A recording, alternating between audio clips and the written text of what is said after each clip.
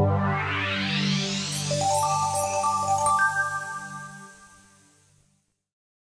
I started smoking pot when I was like 12, it really wasn't like I was like trying to be cool or I was trying to like fit in or peer pressure or anything. It was that I really felt so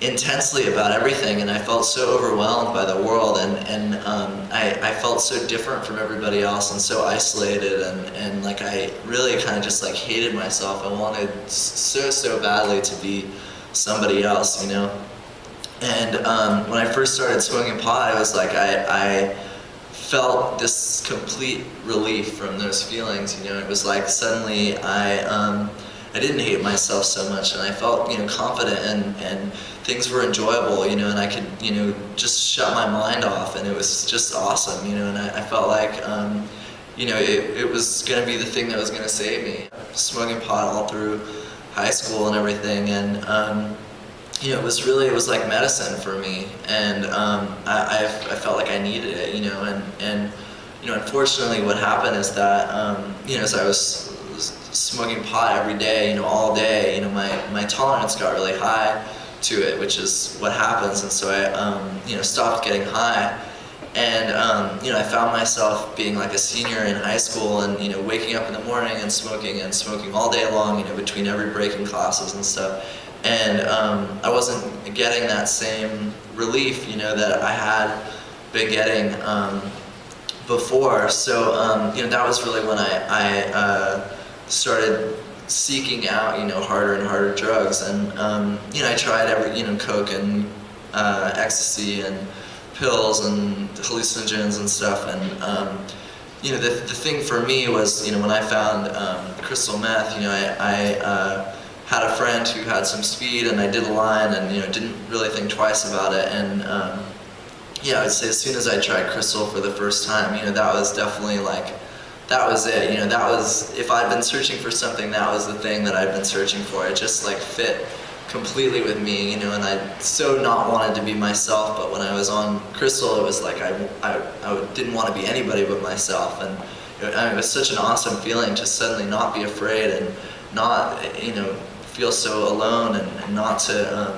just despise myself. It was totally amazing, and I spent the next 5 or 6 years, I guess, chasing that high, and once I started doing crystal, my life really spiraled down really quickly. I found myself, homeless on the street, and stealing from everybody, and basically like destroying every relationship that I had with like my family and my friends and everybody. And I dropped out of school. I had nothing, and I ended up hitting like a number of bottoms, like they say, bouncing in and out of rehabs and stuff, and ended up at the end of the whole thing, just like breaking into my mom's house and trying to steal a computer because I'd taken my computer apart in this like totally like psychotic craziness. And anyway, when I broke into my mom's house, my mom actually found me out in the garage, and there was a member of the Los Angeles Police Department with her when she came and found me. And so they gave me the choice then of either going into detox or going to jail. So I went into the detox, and I really never wanted to die so much in my life. I just felt like I destroyed everything. I destroyed any chance I had of writing this book, and I'd destroyed every relationship. I had nothing, not a penny, and I was just begging the nurses, to let me die. And the next day, my girlfriend came, and she actually told me that she had a solution, that her friend was going to let us live with her, and we could stay there, and the cops wouldn't be able to find me. And she had all this coke in the car, and everything was going to be fine.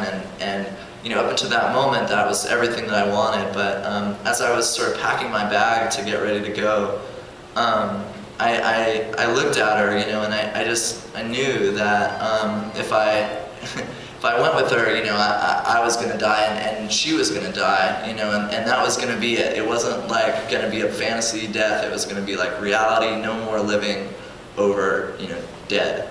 And in that moment, I suddenly had like this tiny little bit of hope, you know, this like little, you know, grain or something, and I held on to that miraculously, and I told her, you know, no, I'm not going to go with you, and you need to get help, and I need to get help. And she got into a detox, and I got into a program in New Mexico where, you know, that was really the big turning point for me. And since then, you know, I completed treatment there, and you know, I really for the first time started to like really check it out, like the fact like, oh, you know, I do really hate myself, and I am so uncomfortable in my own skin, so how do I learn to live with that, and how do I learn to like start to like, you know, love myself and accept myself for who I am and not try to be someone that I'm not. And you know, in some ways finishing the book and publishing it was all part of that, because it's like, you know, this is who I am, and I'm not going to, you know, pretend that I don't have problems, or that I'm not scared, or that I'm not, you know, insecure. I'm going to just sort of lay it all out there and try to sit with it, you know. And there was just like a little something changed, you know, and things always change. That's what I've learned, is that, you know, if I can just sit with stuff long enough, it will change. And you know, now suddenly I'm not afraid, and I can't even remember why I was so afraid in the first place. But you know, sitting with it has helped, you know, me move on.